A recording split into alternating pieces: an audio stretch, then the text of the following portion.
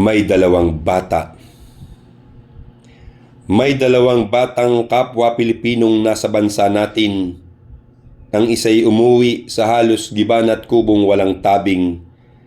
At ang isa naman umuwi sa rest house ng kanyang tiyuhin.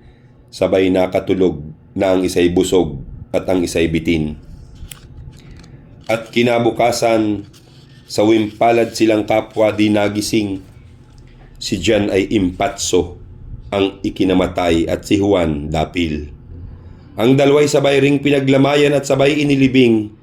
Kabaong ni Juan, islab lang ng niyog, kay Jan ay salamin.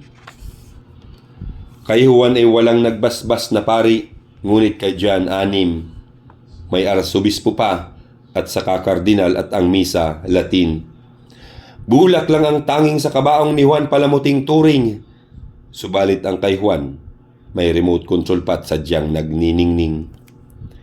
Ang krus na pananda sa kabaong ni Juan kaputol na kahoy, subalit ang kay Jan, marmol na inukit ng isang iskultor. Halos mapuno na ang libingan ni Jan bulaklak na tugon, subalit ang kay Juan balakbak ng saging bulaklak ng kangkong. Prosesyo'y mahaba habang hatid si Jan sa huling hantungan. Mayroon pang banda sa kaarkiladong nangag-iiyakan.